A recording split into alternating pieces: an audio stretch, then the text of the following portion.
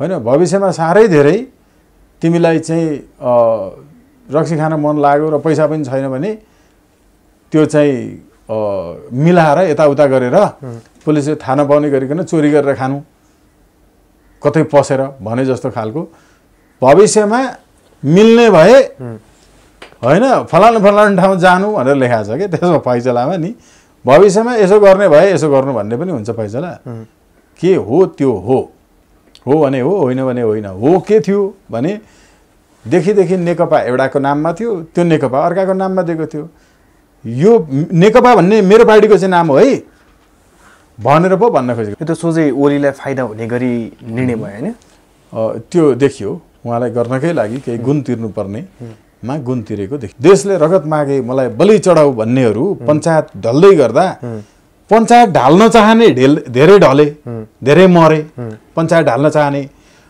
पञ्चायत बचाउनु पर्छ र पञ्चायत ढाल्न पाइँदैन पञ्चायत अझै जारी छ हैन पञ्चायत व्यवस्था अन्त्य भएको छैन भनेर 2046 सालको चैत्र 26 गते राति 11:23 जाँदा पञ्चायत अन्त्य भयो भनेपछि त्यो 27 गते कोही आयो पञ्चायत बचाउनु पर्छ भनेर सडकमा सबै भित्र पसे संसदीय व्यवस्थामा जति गरे पनि जो आए पनि संसद पुनर्स्थापना भए पनि विघटन भए पनि फेरि पनि यस्तै पुनर्स्थापना विघटन टाउको जोड्ने राजनीति टाउका गन्ने राजनीति कसको कति रहेछ भनेर चाहिँ तपाईको गर्ने यही व्यवस्था न रहने हो त्यो उखु खेती त्यही मधेसमा छ खरिदकर्ता त्यही मधेसमा छन् सरकार त्यही पुगेको छ तपाईको स्थानीय तहमा सिंहदरबार भन्दै संघीयताको नाममा बेच्ने पनि त्यही छ खाने पनि त्यही छ पैसा नतिर्ने पनि त्यही छ पैसा माग्न फेरि पनि माइती घरमा आएर उफ्रिँदा अहिलेसम्म पनि उखुको भुक्तानी नभएको अवस्था यसलाई अन्त्य गर्नका लागि त संसद विघटन पुनर्गठन इत्यादिको खेल थिएन जताबाट जता गए पनि नयाँ स्वरूपमा आउन सक्ने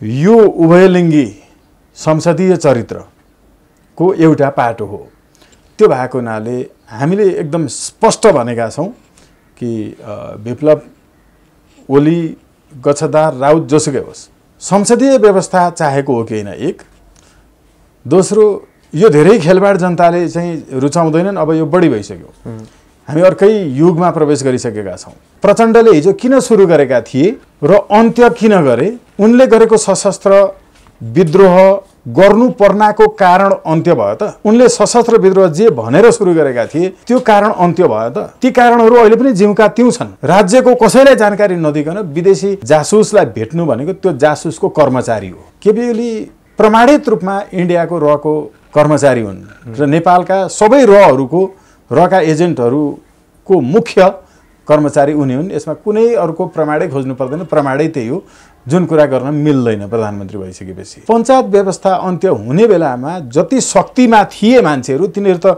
पञ्चायतमै रमाइरहेका थिए नि होइन र पूर्व राष्ट्रपति पूर्व प्रधानमन्त्रीलाई सुरक्षाकर्मी किन दिइन्छ विश्वका सबै देशमा किन दिइन्छ यसको पछाडीको सबैभन्दा मुख्य कारण के हो भने राष्ट्रपति भइसकेको मान्छे प्रधानमन्त्री भइसकेको मान्छेसँग देशभरिको खुफिया तन्त्रको सूचना हुन्छ उसँग देशको सामरिकदेखि लिएर अन्य सामर्थ्यहरूको बारेमा सबै सूचनाको स्रोतसम्म पुगिसकेको भएको हुनाले पहुँच हुन्छ र कुनै पनि विदेशी खुफिया तन्त्रको मान्छेले कुनै पनि विदेशी कूटनीतिक नियोगका मान्छेले सेवानिवृत्त भइसकेको राष्ट्रपति वा प्रधानमन्त्रीलाई भेटेको जानकारी राज्यलाई रहेन भने राज्यका लागि खतरा हुन्छ प्रधानमन्त्री स्वयंलाई म त्यो लिङ्ग नै थाहा छैन त्यही भएर उभयलिङ्गी भनेको मैले उनको पहिचान के हो दलहरूको पहिचान के हो तिनले के गर्नुपर्छ भन्ने पनि जब अदालतले बताइदिन थाल्नुपर्ने स्थिति आउँछ त्यति बेला जुरिस्टिक्रेसी सुरु हुन्छ न्यायाधीश चाहिँ पार्टीको तर्फबाट नियुक्त भएर सर्वोच्च तपाईको यता अरु न्यायाधीशहरू नियुक्त भएपछि पार्टी कार्यालयमा लाइन लागेर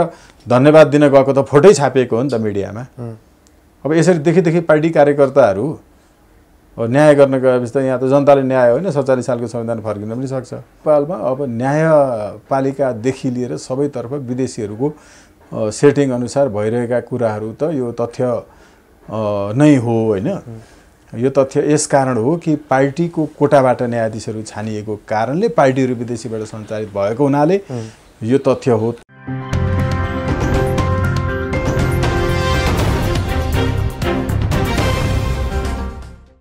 आदरणीय दर्शक महानुभाव नमस्कार तपाई यति बेला दिनुहुन्छ न्यूज फटाफट नेपाल र साथमा म रोशन घार्ती उपस्थित भएको छु आज हामीसँग कुराकानी गर्नको लागि स्वतन्त्र राष्ट्रिय अभियान नेपालका संयोजक एवं अधिवक्ता स्वागत नेपाल हुनुहुन्छ नमस्कार स्वागत छ रोशनजी नमस्ते।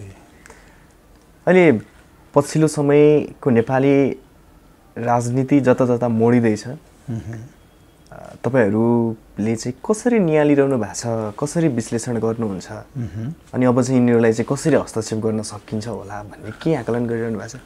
ओके, रोशनजी तपाईँले जसरी प्रश्नमा हस्तक्षेप पनि कसरी गर्न सकिन्छ होला अनि यो कुन बाटोमा हिँड्दैछ त्यो बडा कन्डेन्स्ड फर्ममा जुन क्वेसन गर्नुभएको छ, हस्तक्षेप जरुरी छ, त्यसको प्रक्रिया एकदमै व्यवस्थित ढङ्गले आइरहेको छ। हामीले चाहिँ यसलाई बाटो स्पष्टै देखेका थियौँ सुरुदेखि नै र अरूहरूले पनि देख्न सक्ने कुरा हो, हामीले मात्रै होइन। जसले वास्तवमा राजनीतिज्ञहरू छन्, त्यो राजनीतिज्ञ चाहिँ राजनीतिजीवी होइन, राजनीतिज्ञ राजनीतिक कर्मी पनि होइन। राजनीतिक कर्मी, राजनीतिजीवी र राजनीतिज्ञ फरक फरक कुरा हो। राजनीतिको मर्मज्ञहरूले पनि बुझ्न सक्नुहुन्छ कि संसदीय व्यवस्था को बाटो नै, यसको रोड नै यसरी नै बनेको छ जसरी अहिले यो हिँडिरहेको छ। संविधानमा पनि यस्तै चाहिँ बाटो जति बेला जहाँसुकैबाट जतासुकै लान छिराउन पनि मिल्ने गरिकनको बनाइएको छ। त्यो बडा अमूर्त खालको छ संसदीय व्यवस्थाको यो अमूर्तता, जुन स्पष्टता नहुने स्थिति हुन्छ त्यो थियो। त्यसकारण यो यस्तै बाटो हिँड्ने हो भन्ने चाहिँ त हामीलाई पहिले नै थाहा थियो र नै हामीले भनेका थियौँ कि संसद विघटन भए पनि फेरि यस्तै जिलीगाँठी पत्ता नलाग्ने नै अवस्था रहने हो। संसद पुनर्गठितै भए पनि फेरि पनि जिलीगाँठी पत्ता नलाग्ने नै स्थिति रहने हो, किनकि यो संसदीय व्यवस्थाको विशेषता हो। र त्यो विशेषता अनुकूलको व्यवस्था चाहिँ हामीले चाहिँ अहिले अपनाइरहेका छौँ, यसमा हुने यही जे भइरहेको छ त्यसमा मान्छे आश्चर्यचकित हुने, बडा अचम्मको विश्लेषण गर्नुपर्ने, यस्तो अनपेक्षित कुराहरू भयो भनेर भन्नुपर्ने, यो सबै कुरा गलत हो। यो अनपेक्षित होइन। अहिले जे भइरहेको छ यस्तो हुन्छ भन्ने चाहिँ संसदीय व्यवस्था कस्तो हुन्छ भनेर बुझेको मान्छेलाई थाहा हुन्छ। त्यसैले यो सबैलाई थाहा भएकै कुरा हो। अहिले जे भइरहेको छ यो केवल मिडियाहरूको केही हेडलाइन, केही विश्लेषक बनाउँदाहरूका अनुहार देखाउने निहु, कसै कसैका अन्तर्वार्ताका लागि अनुकूल वातावरण, कसै कसैका लागि लेख लेख्नका लागि भने हिजो आज नै पनि मैले राष्ट्रिय दैनिकहरूमा पनि आर्टिकलहरू लेखिरहेको छु नि, हैन? आजै पनि प्रकाशित छ, रेगुलरै प्रकाशित छन्। ती सबैमा मैले एउटै विशेषता अन्तिममा बताउने गरेको छु कि संसदीय व्यवस्था रहन्जेलसम्म यस्तो भइरहन्छ, यसमा कोही आश्चर्यचकित नभए हुन्छ। यस्तो हुन्छ भन्ने सबैलाई थाहा थियो। यी अस्ति आउने संसद स्थापना गर इत्यादि गर भन्ने नारा जुलुस, यो सबै कुरा चाहिँ त्यो नाटक मात्रै थियो। नाटकै हो, नौटङ्की नै हो भन्ने निकै चल्यो होइन? त्यो नौटङ्की नै थियो, किनकि यिनीहरू कसैले पनि यस्तो नहुने खालको व्यवस्था चाहियो त भनेका थिएनन्। त्यसैले अब अन्तिम अघिको प्रश्नको अन्तिम पाटो जुन थियो कि हस्तक्षेप कसरी गर्न सकिन्छ, यो बडा सुझबुझपूर्ण ढङ्गले तपाईँले प्रश्नमा जोड्नु भएको छ। हस्तक्षेप कसरी गर्नुहुन्छ पनि भन्नुभएको छैन। हस्तक्षेप अब कसरी गर्ला पनि भन्नुभएको छैन। कसरी गर्न सकिन्छ भन्ने प्रश्नात्मक वाक्यले के जनाइरहेछ भने यो तपाईँ र मेरो काम हो। अब यो लेखकहरूको, कविहरूको, वकिलहरूको, पत्रकारहरूको सबैको काम हो र यसलाई हस्तक्षेप गर्न जरुरी छ।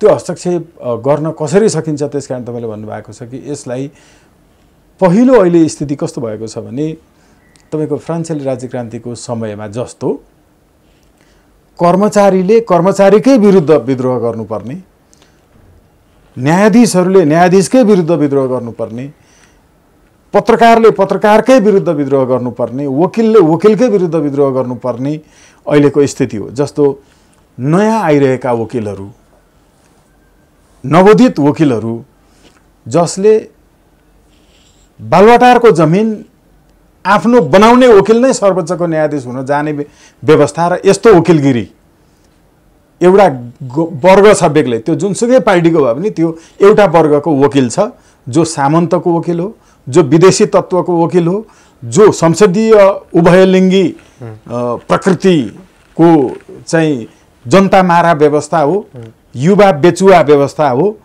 त्यसैलाई पृष्ठपोषण गर्ने वकिलहरूको एउटा वर्ग छ। त्यो जुनसुकै पार्टीको भए पनि तिनीहरू एउटै वर्गका हुन्। यस्तै बालोटारको जमिन खाँदा खाँदै सर्वोच्चको न्यायाधीश हुन जानेदेखि लिएर अनि न्यायाधीश भागवण्डा लगाउनेहरू यस्तो वर्गको वकिलका विरुद्ध नवोदित वकिलहरू, नयाँ वकिलहरू, साँच्चैको इमान्दार वकिलहरूले वकिलको विरुद्ध विद्रोह गर्नुपर्ने स्थिति छ। डाक्टरहरू जो तस्करको यो भाटहरूको यिनै नेताको नाममा चाहिँ तपाईँको हत्या उद्योग चलाउनेहरू जो छन् यिनीहरूको आड भरोसामा लागेर अनि खर्लब नेपालको चाहिँ चिकित्सा क्षेत्र यिनीहरू त तपाईँको द्वन्द्व उद्यमी हैन, तपाईँको चाहिँ यो एउटा क्राइसिस यिनीहरूको लागि चाहिँ उद्यम हो। यस्ता उद्यमीहरूको पृष्ठपोषण गर्ने डाक्टरहरूको विरुद्धमा नयाँ डाक्टरहरू, नवोदित डाक्टरहरू, इमान्दार डाक्टरहरू पुरानै पनि किन नहुन् उनीहरूले डाक्टरका विरुद्ध विद्रोह गर्नुपर्ने स्थिति छ। इमान्दार न्यायाधीशहरूले गलत न्यायाधीशका विरुद्ध चाहिँ तपाईँको विद्रोह गर्नुपर्ने स्थिति छ।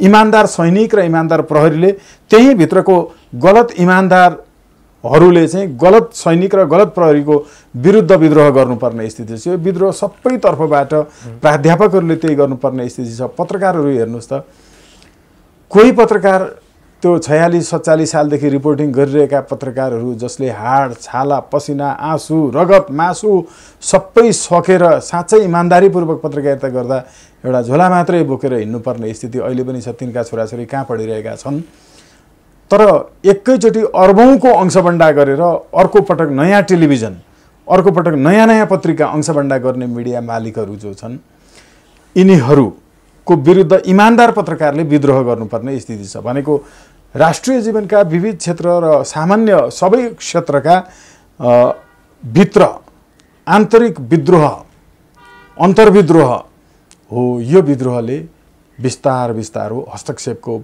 चाहिँ बाटो ल्याउँदैछ। र अर्को कुरा त के पनि भयो भने संसदीय व्यवस्थामा जति गरे पनि, जो आए पनि, संसद पुनर्स्थापना भए पनि, विघटन भए पनि, फेरि पनि यस्तै पुनर्स्थापना विघटन, टाउको जोड्ने राजनीति, टाउका गन्ने राजनीति, कसको कति कति रहेछ भनेर चाहिँ तपाईँको गर्ने यही व्यवस्था नै रहने हो हैन र।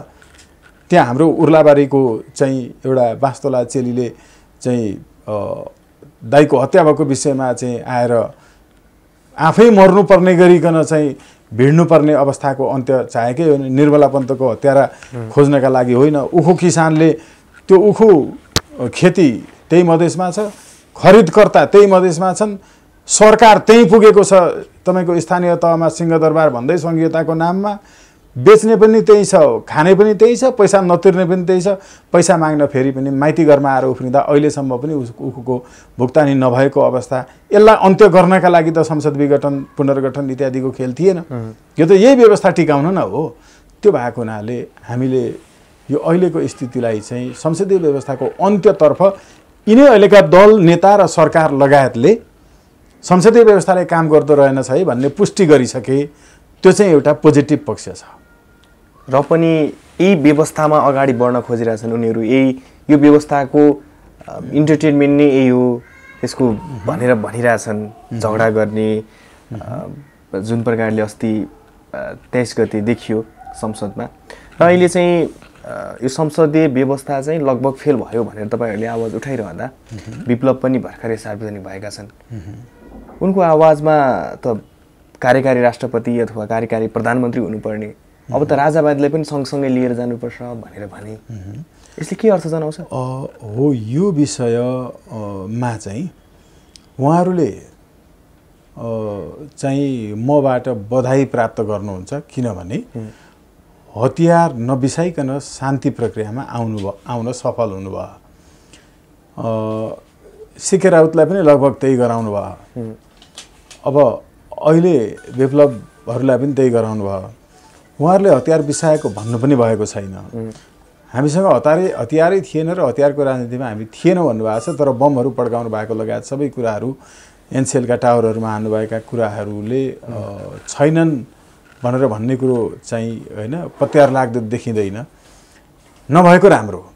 अब अर्को विषय, सँगसँगै उहाँले जसरी प्रधानमन्त्रीज्यूले चाहिँ लिएर आउनुभयो शान्ति प्रक्रियामा भनेर भन्नुभयो, यो कोही तपाईँको चाहिँ आफैबाट टुक्रिने, आफैबाट नयाँ सिर्जना हुने, आफैबाट आफू जन्मिने यस्तोलाई चाहिँ राजनीति शास्त्रको भाषामा जीव विज्ञानले पनि उभयलिङ्गी चरित्र भन्छ। त्यो उभयलिङ्गी भन्ने प्राणीलाई चाहिँ अर्को जन्मिनका लागि, यौन सम्पर्कका लागि विपरीत लिङ्गी चाहिँदैन। त्यो आफूले आफैसँगै संसर्ग गरेर नयाँ जन्मिन्छ। हो, यो अहिले तपाईँले देखिरहनु भएको एउटै पार्टीका 4 जना मान्छे बसेर फोटो खिचेका थिए। विप्लव, ओली, त्यो राजन भट्टराई, यो अरू प्रकाण्डको, यी सबै एउटै पार्टीका नै हुन्।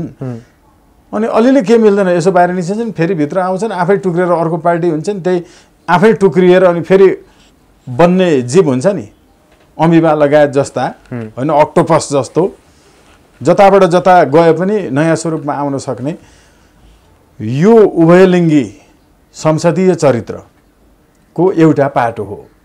त्यो भएको हुनाले हामीले एकदम स्पष्ट भनेका छौँ कि विप्लव, ओली, गच्छदार, राउत जोसुकै होस्, संसदीय व्यवस्था चाहेको हो कि होइन एक।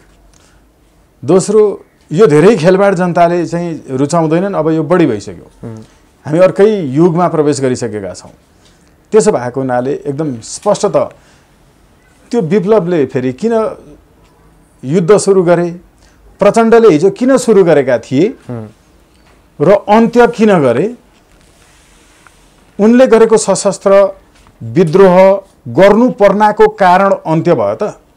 उनले सशस्त्र विद्रोह जे भनेर सुरु गरेका थिए त्यो कारण अन्त्य भयो त। ती कारणहरू अहिले पनि जिउका त्यौं छन्। ओली किन प्रधानमन्त्री बनाइए र फेरि किन हटाइए, प्रचण्ड किन प्रधानमन्त्री बनाइए र फेरि किन हटाइए, यो कहिल्यै नेपाली जनतालाई भनेनन्। यी दलहरूले कहिल्यै जनतालाई यिनीहरूले बुझाएनन्। यो सबै चली कहाँबाट रहेको छ। हामीले चाहिँ आशंका मात्रै गर्दैनौँ, विरोध मात्रै गर्दैनौँ। हामीले विरोध होइन, समाधान देखाउँछौँ।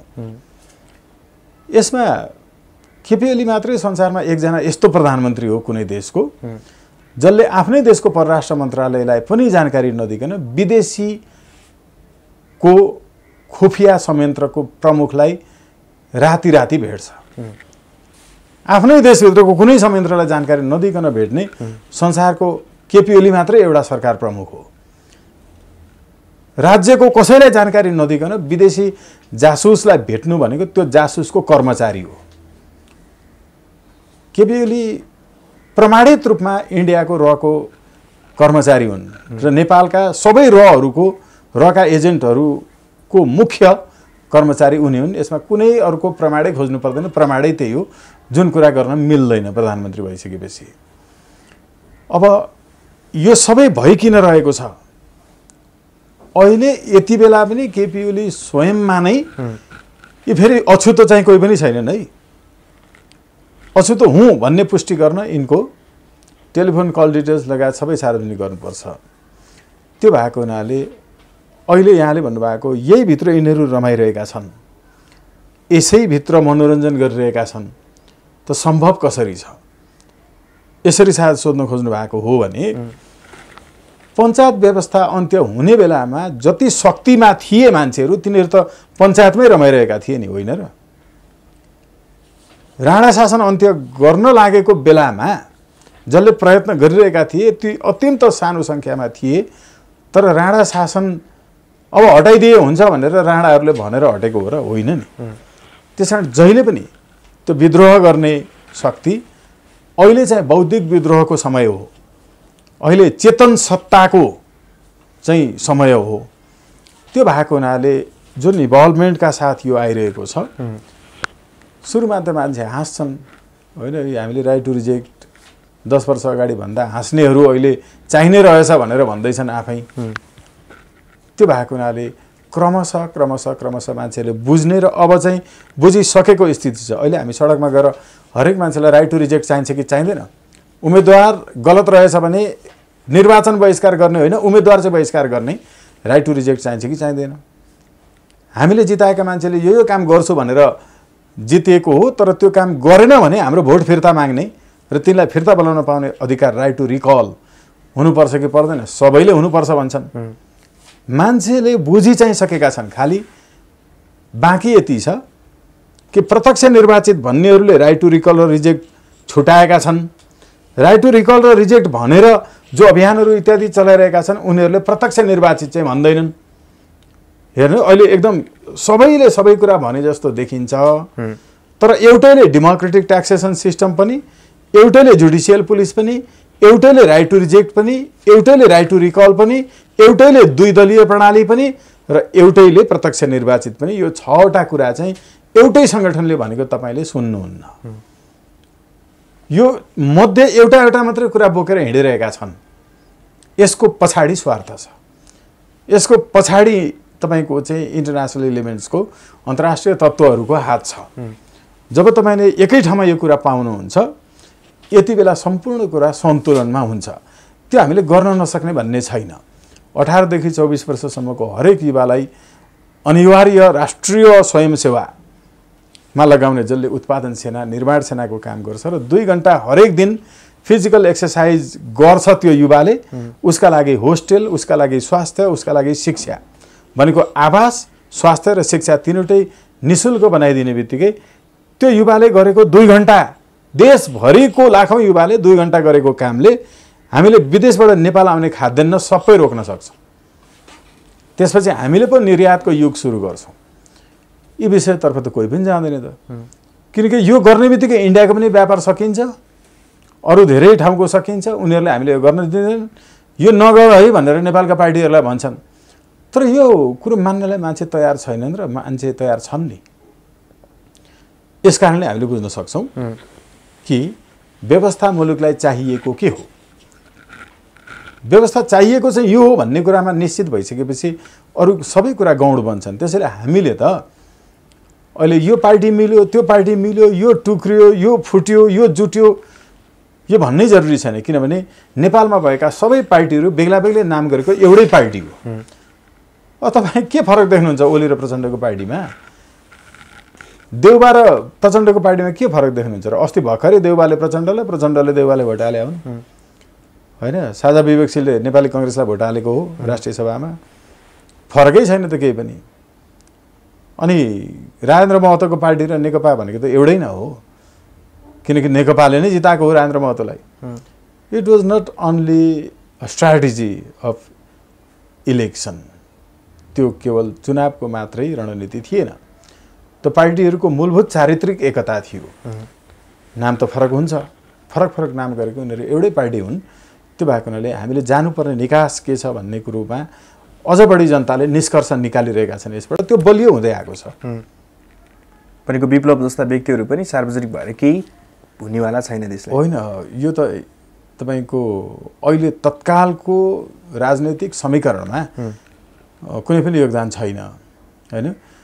र उहाँले सरकारले दिएको सुरक्षाकर्मीहरू लिएर हिँड्नु हुँदैन। यसको धेरै पाटाहरू छन्। सरकारले सुरक्षाकर्मीहरू किन दिन्छ? पूर्व राष्ट्रपति, पूर्व प्रधानमन्त्रीलाई सुरक्षाकर्मी किन दिइन्छ? विश्वका सबै देशमा किन दिइन्छ? यसको पछाडिको सबैभन्दा मुख्य कारण के हो भने राष्ट्रपति भइसकेको मान्छे, प्रधानमन्त्री भइसकेको मान्छेसँग देशभरिको खुफिया तन्त्रको सूचना हुन्छ।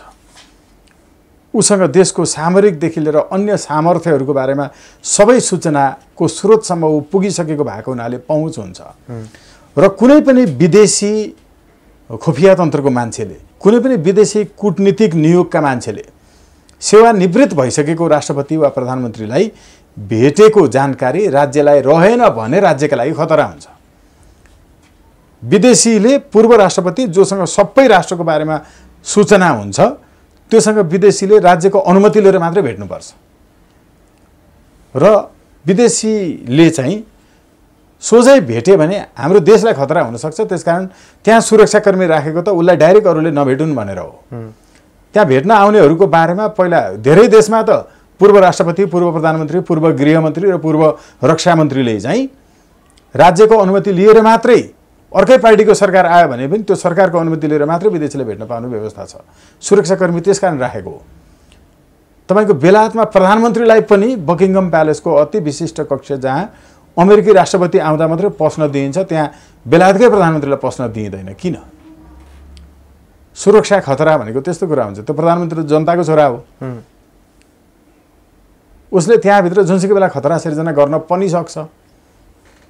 योभन्दा अगाडि तपाईँले पत्रकार हुनुहुन्छ होइन, मिरर डेली बेलायतको, त्यसमा र्यान पेरी भन्ने चिफ रिपोर्टर थिए।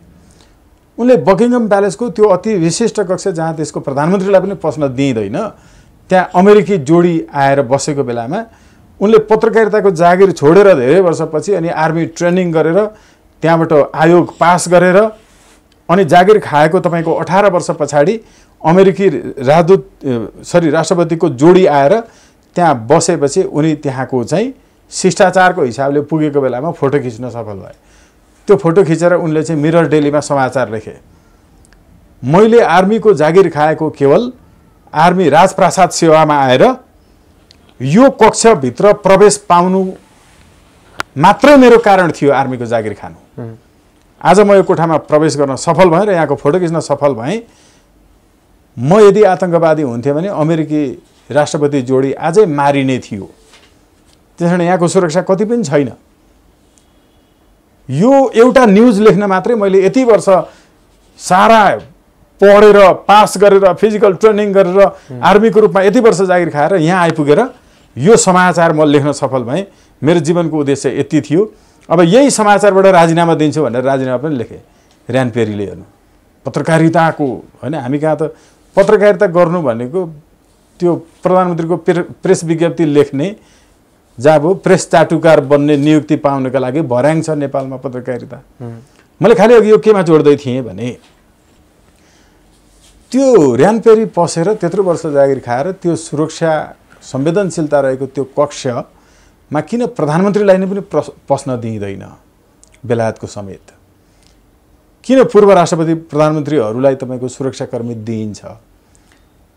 विदेशी जासुसले डाइरेक्ट नभेटुन् र राज्यको सूचना उनीहरूले लिइसकेको भएको हुनाले विपक्षीहरूको होइन, विरोधी दलको फेरि राष्ट्रपति प्रधानमन्त्री भएपछि यसले विदेशीसँग मिल्ला कि भनेर त्यसलाई निगरानीमा राख्न दिएको हो कि सुरक्षाकर्मी। यहाँ त सरकारकै निगरानीमा भएको सुरक्षाकर्मीबाट घेरिएर विदेशी एजेन्टसँग प्रधानमन्त्रीले भेट्छ। पूर्व राष्ट्रपतिहरूको स्थिति त्यस्तै छ, पूर्व तपाईँको चाहिँ प्रधानमन्त्रीहरूको स्थिति त्यो भएको हुनाले हामीले बुझ्नुपर्ने कुरा के हो भने अहिले यो अवस्थामा नेपाल यति तरलतम ढङ्गले तपाईँको चाहिँ बगिरहेको छ। संसदीय व्यवस्था जो संसद हामी भन्छौँ पार्लियामेन्टको अङ्ग्रेजी साहित्यिक अर्थ भनेको चाहिँ दिउँसोलाई राति, रातिलाई दिउँसो देख्ने चरा, उल्लुहरूको समूहलाई अङ्ग्रेजीमा पार्लियामेन्ट भनिन्छ। हात्तीको हुल, चराको बथान भने जस्तो यो पार्लियामेन्ट, यसको केही काम छैन। न यसले कोही उभिएर बोल्छ, कसैले सुन्दैन, बाँकी सबैले कुरा नबुझी विरोध गर्छन् कुनै सभामा भने त्यसलाई पार्लियामेन्ट भनिन्छ। कोही उभिएर बोल्छ, के बोल्छ थाहा हुँदैन, कसैले सुन्दैन, नसुनेर नबुझी बाँकीले विरोध गर्छन्। त्यस्तो हो नि त पार्लियामेन्ट। अनि यो खालको संसदीय व्यवस्थाको पार्लियामेन्टको केही काम छैन। त्यसो अहिले त राष्ट्र त पूर्ण रूपमा सङ्कट पैदा भइसक्यो। अब यो सङ्कटको समाधानको बिन्दु चाहिँ तपाईँ के देख्नुहुन्छ? सङ्कट समाधानको बिन्दु एउटै मात्रै, संसदीय व्यवस्थाको अन्त्य। तत्कालको लागि त त्यो सम्भव नहोला नि? होइन, तत्काल भनेको कहिल्यै कुनै पनि कुरा सम्भव हुँदैन नि त। अहिले तपाईँ जसरी कस्तो राम्रोसँग पत्रकारिता गरिरहनु भएको छ, कुनै बेला अहिले तपाईँ आफैले गरेका प्रश्नहरू नबुझ्ने उमेरमा हुनुहुन्थ्यो। यो प्रश्न बुझ्ने उमेरमा आउनु र प्रश्न गर्ने उमेरमा आउनु त धेरै ठुलो प्रगति छ नि, होइन? र तपाईँ रोशन घरती जो हुनुहुन्छ अहिले, तपाईँ जन्मेको बेलाको रोशन घरती हुँदै होइन, तपाईँ अर्कै रोशन घरती हो। यत्रो हुनुहुन्थ्यो तपाईँ, होइन र? तपाईँको सबै थोक चेन्ज भएको छ। त्यति बेलाको सोचाइ पनि अहिलेको सोचाइ होइन, त्यति बेलाको बोलाइ पनि अहिलेको होइन। त्यो भएको हुनाले हामीले अहिले तत्कालको भनेको चाहिँ मान्छे चल्दै गर्छ होइन, अगाडि बढ्दै गर्छ। म अहिले जसरी बसेको छु नि, यसरी बस्न म धेरैचोटि लडेको छु। म जन्मिने बित्तिकै यसरी बस्न सक्दिनँ थिएँ नि। अहिले बसे जस्तो फिलै गर्दिनँ। बस्नु पनि एउटा ठुलो काम थियो त्यो बेला। यसरी बस्न सक्नु धेरै ठुलो मेहनत पछिको सफलताले मात्रै म बस्न सकेको हो, नत्र म यसरी झ्यापै लडिहाल्थेँ नि यतिको बस्न ट्राई गर्दा। यो त मैले यति ब्यालेन्स सिक्दै आएँ र यो ब्यालेन्स म गर्दैछु, म ब्यालेन्स गरिरहेको छु, ब्यालेन्स गर्न छोडेँ भने लड्छु भन्ने सोचेर काम गरिन्थ्यो, बस्ने काम गरिन्थ्यो। अहिले मैले ब्यालेन्स गर्नुपर्छ र म ब्यालेन्स गरिरहेको छु भन्ने पनि मैले बिर्सिसकेँ। भनेको जतिसुकै कठिन काम पनि जब तपाईँले कन्टिन्युअसली गर्नुहुन्छ नि त्यति बेला तपाईँलाई त्यो सबै कामहरू यो बसिरहेको काम गरिरहेको छु भन्ने पनि बिर्सिने गरी सजिलो जो भयो, त्यस्तै कठिन कामहरू पनि अत्यन्त सजिलो हुन्छ। यो सबै सजिलो काम हो संसदीय व्यवस्था अन्त्य गर्ने। कसैलाई लाग्छ कि यो संसदीय व्यवस्था अन्त्य गर्ने हल हुँदैन, संसदीय व्यवस्था अन्त्य गर्न सकिँदैन जस्तो लाग्छ। त्यो कस्तो हो भने म्याथमेटिक्स पढ्दाखेरि तपाईँको कुनै चाहिँ अल्जेब्रा ज्योमेट्री मिल्दैन थियो नि हिसाब गर्दा, होइन? म्याथमेटिक्स तपाईँ गर्न खोज्यो मिल्दैन हिसाब, 50 चोटि गर्दा पनि जब हिसाब मिल्दैन नि कुनै विद्यार्थीलाई, त्यो लद्दु विद्यार्थीलाई के लाग्छ भने यो नमिल्ने हिसाब हो भन्ने लाग्छ। ऊ यो हिसाब मिल्दैन भन्छ। तर जब एचएन उपाध्याय जो हाम्रो म्याथमेटिक्सको किताब लेख्ने सर हुनुहुन्थ्यो, उहाँले आएर फ्याटै मिलाउनुहुन्थ्यो। त्यो नजान्नेका लागि त्यो नमिल्ने हिसाब हो, जान्ने र जोसँग क्लियर भिजन छ त्यसका लागि त्यो मिल्ने हिसाब हो। अहिले संसदीय व्यवस्था गज्याङ गुजुङ यो सबै छ। संसदीय व्यवस्थाको अन्त्य, 2 दलीय प्रणाली, प्रत्यक्ष जनताबाट निर्वाचित, उम्मेदवार बहिष्कार गर्न पाउने अधिकार, फिर्ता बोलाउन पाउने अधिकार, यो असम्भव कुरा हो जस्तो चाहिँ हिसाब नमिल्ने विद्यार्थीहरूले भन्ने कुरा हो। मात्रै मेरो प्रश्न के थियो भने तत्कालको समस्या जुन छ, देश सङ्कटमा परेको छ, योबाट मुलुकलाई उठाउनको लागि हामीले के गर्न सक्छौँ होला? होइन नि, अहिले तपाईँले जुन सङ्कटमा परेको छ भन्नुभयो नि, यो कुनै पनि सङ्कट होइन, सङ्कटै होइन। तपाईँ अहिले जुन अफिसबाट यहाँसम्म लफमसम्म आइपुग्नु भयो नि कुरा गर्न, बाटोमा कतिसँग तपाईँको सवारी साधन ठोकिन खोज्यो होला, कतिपटक ट्राफिकले रोक्यो होला, कता चाहिँ मान्छे ठोकिए होला नि तपाईँसँग। यो सङ्कट हो र तपाईँलाई थाहा छ बाटो यो हो हिँड्ने, होइन? यो हिँड्ने बाटो यो भनिसकेपछि यी सबै कुरा तयारी अवस्थामा तपाईँ रहनुहुन्छ। अहिले त्यसमा पनि हामीले त के गरेका छौँ भने व्यवस्था संसदीय अँगालेका छौँ। यो संसदीय व्यवस्थामा जाने नै यसरी हो, यो सङ्कट होइन, यसको नेचरै यही हो। यो कहाँ सङ्कट हो र? यो सङ्कटै होइन। तर यतिसम्म हजुर, तर मान्छेहरूले यतिसम्म भनेका छन् कि जस्तो अस्ति मात्रै ऋषि कट्टेललाई नेपाल कम्युनिस्ट पार्टीको जुन सर्वोच्च अदालतले फैसला गर्यो, त्यो फैसलाले त हामी 2047 सालको संविधानमा सर्वोच्चले फर्काइदिन पनि सक्छ कि, त्यो निर्णय पनि गर्छ कि, त्यो सिटिङ पनि हुनसक्छ कि भनेर धेरैले आशंका गरिरहेछन्। It's very interesting question that it's related to the dictatocracy, jurisdictocracy. Jurisdictocracy भनेको चाहिँ अदालती तन्त्र, न्यायाधीश तन्त्र हो। जब राजनीति निकम्मा बन्छ, नालायक बन्छ, अनि त्यति बेला उनीहरूले म को हुँ भन्ने पनि अदालतलाई सोध्न जान्छन्। अस्ति केपी ओलीको एउटा भाषण सुन्नुभयो होला, भीम रावलले संसदमा सोध्नुभयो प्रधानमन्त्रीको पार्टी कुन हो भनेर, जानु सर्वोच्च अदालतमा सोध्नुहोस् भन्नुभयो, होइन? प्रधानमन्त्री स्वयंलाई म त्यो लिङ्ग नै थाहा छैन, त्यही भएर उभयलिङ्गी भनेको मैले। उनको पहिचान के हो, दलहरूको पहिचान के हो, तिनले के गर्नुपर्छ भन्ने पनि जब अदालतले बताइदिन थाल्नुपर्ने स्थिति आउँछ, त्यति बेला जुरिस्टोक्रेसी सुरु हुन्छ। अहिले नेपालमा जुरिस्टोक्रेसी प्रतिको मान्छेको त्रास हो। त्यो अघि तपाईँले मान्छेहरू यसो पनि भन्छन् अदालतले यसो गर्ला कि भन्नुपर्ने स्थिति जुन आउँछ त्यो जुरिस्टोक्रेसी हो, त्यो डिक्याटोक्रेसी हो। अहिले डिक्याटोक्रेसी, खास डिक्याटोक्रेसीको चाहिँ तपाईँको 1655-50 को चाहिँ समयमा युरोपमा चाहिँ त्यो बिब्लिक जजेसहरू जो हुन्थे, होइन? क्रिस्चियन तपाईँको चाहिँ बाइबलले पनि जज जुरीहरू राख्ने गर्थ्यो। उनीहरूले त अहिले पनि सरकारले गरेको निर्णय मिलेन भने सरकारको निर्णय उल्टाइदिन्छन्। इस्लामिक कन्ट्रीको पनि त्यही हुन्छ। धर्म सापेक्ष देश चाहिँ त्यस्तो हुन्छ, जहाँ सरकारको प्रमुखले र अदालतले गरेको निर्णयलाई पनि धर्मगुरुहरूले पर्नाको कारण चाहिँ यो जुरिस्टोक्रेसी जसको सुरुवात नेपालमा खिलराज रेग्मीबाट सुरु भएको थियो। खिलराज रेग्मीबाट गाडिएको खिल जुरिस्टोक्रेसीको नेपालमा अझै पनि हरेक पाइला चाल्दाखेरि बिझाइरहन्छ। त्यो खिल जो गाडिएको छ लाई निकाल्न धेरै समय लाग्छ र अहिले मान्छेहरूको त्रास फेरि त्यतैतर्फ हो। र तपाईले अदालतभित्रको हेर्नुभयो भने स्टिल अदालतभित्र राणा शासन छ। त्यो चोलेन शमशेर राणा प्रधान न्यायाधीश भएर मात्रै होइन। त्यो भनेको के हो भने हुकुमी तन्त्र कसरी त्यहाँभित्र छ भने कुन मुद्दालाई स्थगित किन गरेको भन्ने कुरो पीडितलाई कहिले बताउनु नपर्ने, त्यो पनि सन्कीकै भरमा गर्नुपर्ने। कति लामो समयदेखि बलात्कृतहरू चाहिँ पीडित भइरहेका छन्, बलात्कारीहरू चाहिँ सर्वोच्च अदालत अगाडि हाँसी हाँसी बलात्कृतको अगाडि अनुहार देखाएर हिँडिरहेका छन् र बलात्कृतहरू घोप्टो मुन्टो पारेर तपाईको चाहिँ घुम्टो ओढेर चाहिँ हिँड्नुपर्ने स्थिति छ। तर तिनै मुद्दाहरू पनि बिना कुनै कारण साप्ताहिक सूचीमा आइसकेको पनि स्थगित गरिएको हुन्छ। आफैले चाहिँ तपाईको त्यहाँ सबै जिल्ला अदालतको, उच्चको, सर्वोच्चको चाहिँ जो चिफ हुन्छ, चिफले समेत गोला छानेर गर्नुपर्ने गर्न सकिन्न र आफैले छानेर मुद्दा राख्ने, आफैले चाहिँ तपाईको भागभण्डा गर्ने। ल यतिसम्म मान्न छ किन कुनै मुद्दा हट्यो भनेर अर्को मुद्दा गर्न नपाइने, गर्नुपर्छ हो। यो कारणले मान्छेहरू त्रसित बनेका हुन् अदालतप्रति कि फेरि 47 को संविधान पो बेउझाइदिन्छ कि होइन। अब यहाँ रोशन घरतीको नाम चाहिँ स्वागत नेपाल हो भन्दै भने पनि पत्याउनु पर्ने स्थिति आउने अवस्था छ। कुन पार्टीको नाम के हो भनेर पनि अदालतले भन्दैन, मेरो नाम होइन भनेर भनिरहेछ, नारायण गर्दै हिँड्छ अदालत।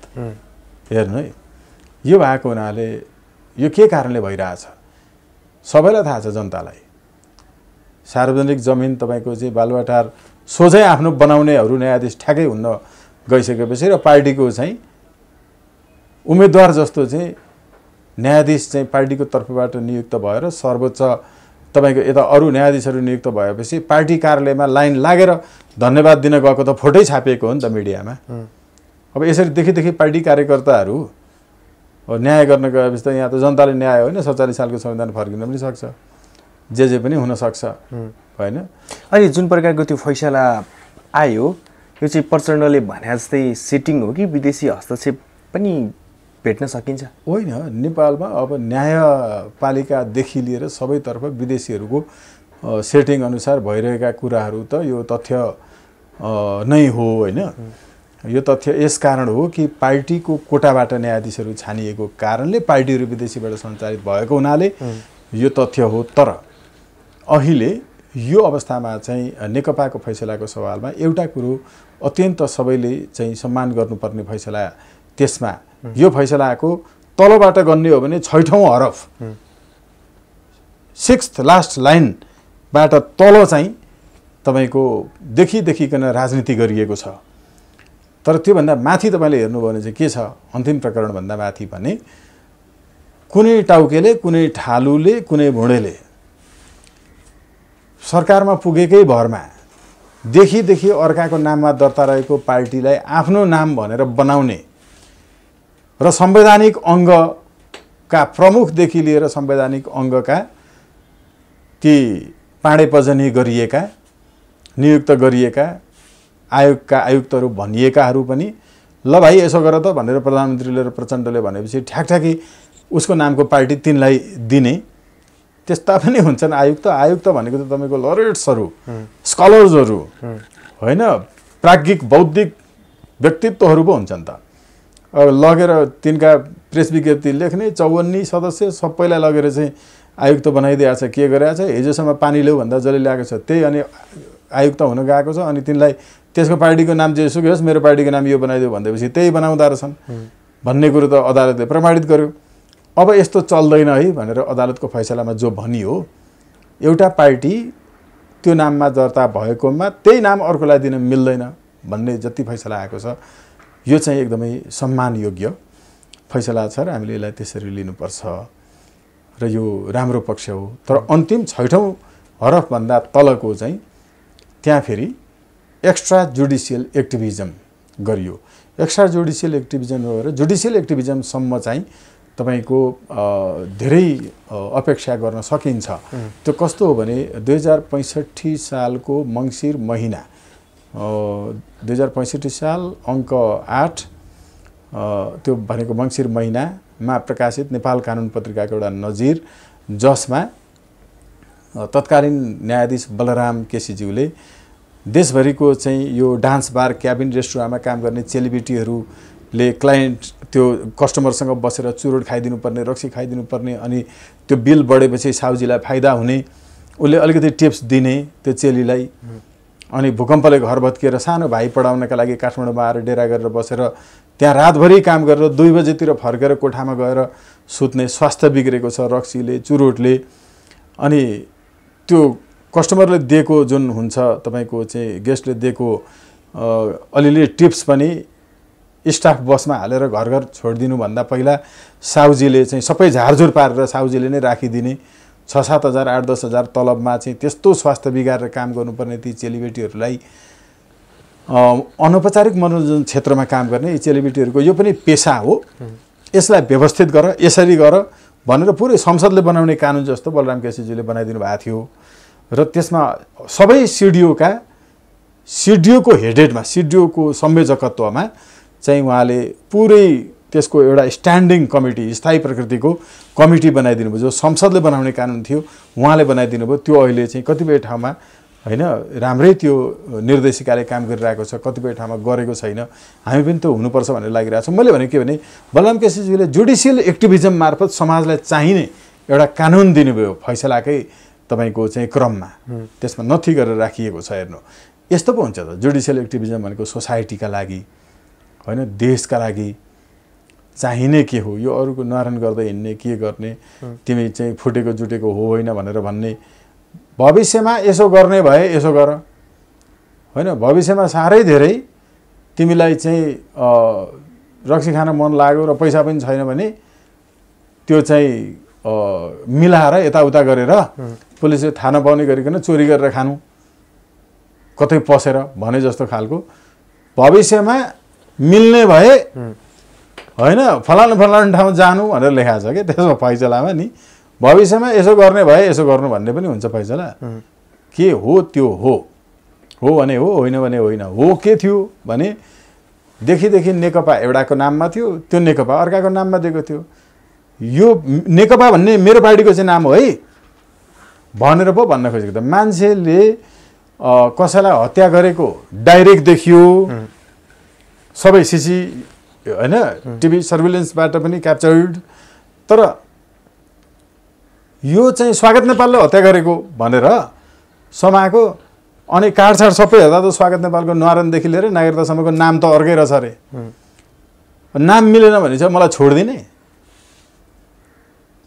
त्यो भएको चाहिँ हो कि होइन। त्यहाँ के थियो भने भएको चाहिँ अर्काको नाम आफ्नो बनाएको हो कि होइन, उसलाई नाम दिन नमिल्नेमा नाम दिएको हो कि होइन, त्यो नाम सदर हुन्छ कि हुँदैन, यति नै हो कुरा।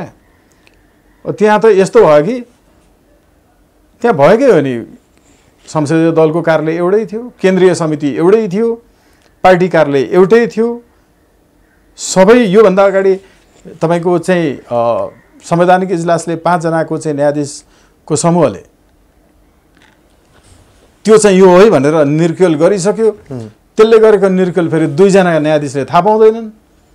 हेर्नु है, अब यिनले आफ्नै सर्वोच्च भित्र 5 जना न्यायाधीशले गरेको त थाहा पाउँदैनन् भने एमाले माले यो नेकपा हैन यिनीहरूको यो चाहिँ भएका अधिवेशन संयुक्त यो कुरा थाहा पाएन होला। त्यो थाहा नपाएको भएको हुनाले चाहिँ होइन कहाँ यो म न्यायाधीश हुनुभन्दा पहिला त अब कुनै केमा व्यस्त थिएँ थाहा पाएन, पार्टी त 2टा पो थियो त एउटा हो र भनेर चाहिँ फ्याटै त्यही गर्दै जस्तो लाग्छ कि हेर्दाखेरि। त्यो भएको हुनाले 5 जना न्यायाधीशलाई थाहा हुने, संसद विघटन सम्बन्धी मुद्दामा सर्वोच्चले एउटै पार्टी हो, कार्यव्यवहार चाहिँ एउटै थियो नि त। नाम मिलेन भने नाम चेन्ज गर, हुनसक्छ यो नाम तिमीहरू मिलेको पार्टी जो हो त्यसले पाउँदैन भनेको पो हो त। त्यो अवस्थामा किन आयो भन्दाखेरि यहाँ अघि तपाईँले गर्नुभएको प्रश्न यत्तिकै भएको छैन र यो फैसला अहिले त्यत्तिकै भएको छैन, यो त एकदम स्पष्ट छ। यो त सोझै ओलीलाई फाइदा हुने गरी निर्णय भयो होइन?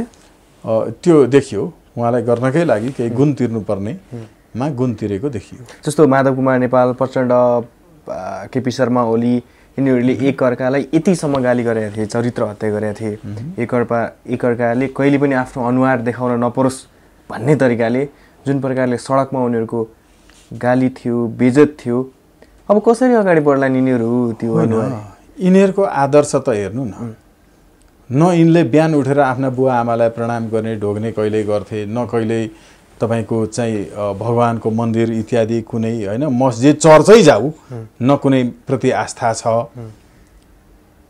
न यिनीहरूको संस्कृति प्रति आस्था छ, न धर्म प्रति आस्था छ, न यिनले जनै टीका इत्यादि लाउँछन् हैन, सबैले लाउनु पर्छ भन्ने छैन।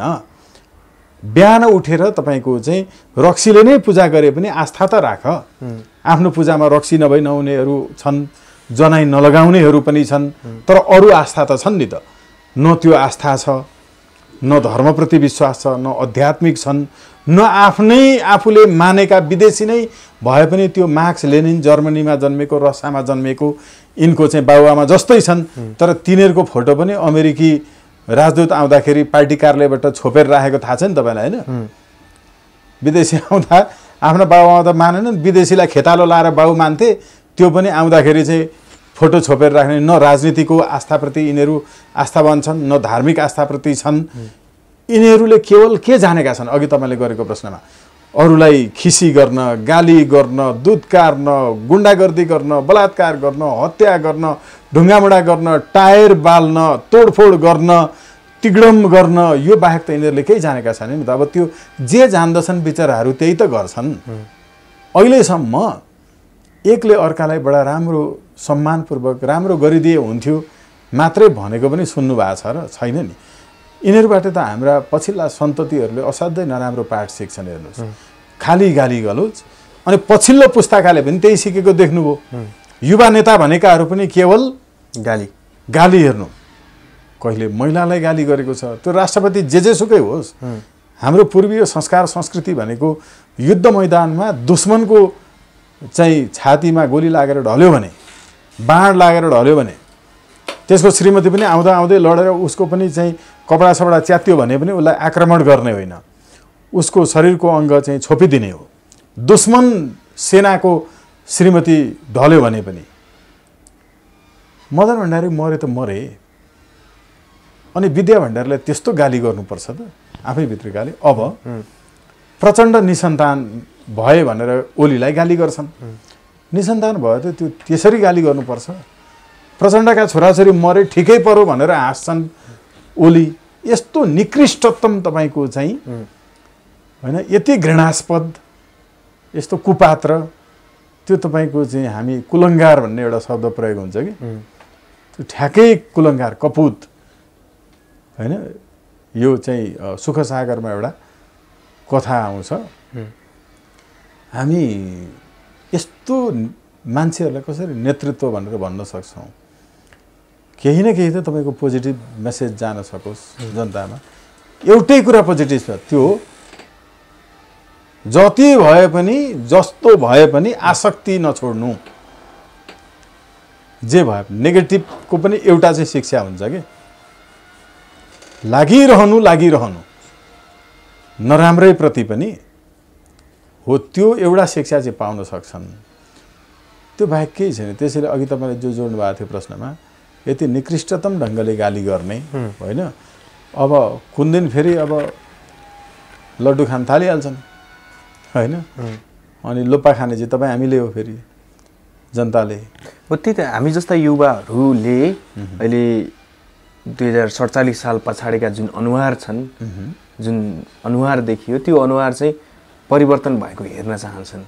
तर फेरि यिनै नेता नै आउने हुन् भनेर नेपाली राजनीतिलाई, नेपाली राजनीतिको नेतृत्वलाई गाली गर्ने युवा जमात पनि यही छन्। कसरी परिवर्तन गर्न सकिएला हो? अब भन्नुभएको थियो नि अघि, जहिले पनि संसारको जुनसुकै क्रान्तिको एउटै नियम छ, त्यो के हो भने पुरानै व्यवस्था रहिरहनु पर्छ भन्ने मान्छेहरू 10% हुन्छन् समाजमा। रहिरहनु पर्छ भन्ने एकदम त्यसमा खुलेर आएर त्यसका लागि भिड्नै तयार हुने चाहिँ। अनि यो होइन नयाँ हुनुपर्छ भनेर भन्ने 10% हुन्छ। त्यो नयाँ हुनुपर्छ भन्ने 10% वाला जो हुन्छ त्यो चाहिँ जहिले पनि नयाँ ल्याउनका लागि सबै थोक त्याग्न तयार हुन्छ। पुरानै रहिरहनुपर्छ भन्ने चाहिँ पुरानो ढल्न लाग्यो भने, नयाँको आवाज ठुलो बनेर आयो भने पुरानो चाहिँ यो पुरानो टिकाइरहनुपर्छ भनेर लड्न अगाडि आउँदैन। जस्तो कि यो देशले रगत मागे मलाई बलि चढाऊ भन्नेहरू पञ्चायत ढल्दै गर्दा पञ्चायत ढाल्न चाहने धेरै ढले, धेरै मरे।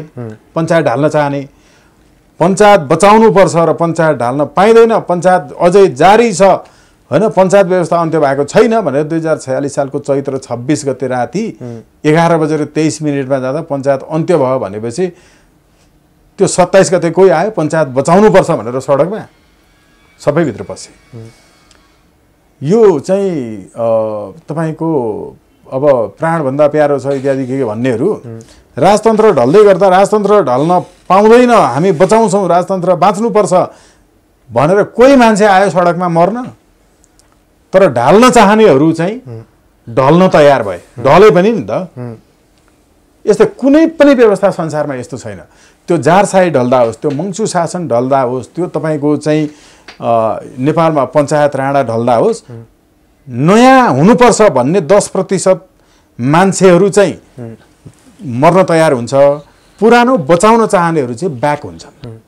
सबैतिरको क्रान्तिको नियम यही हो र हामी त्यो 10% मा छौँ जसले नयाँ हुनुपर्छ भनेर भनिरहेका छौँ।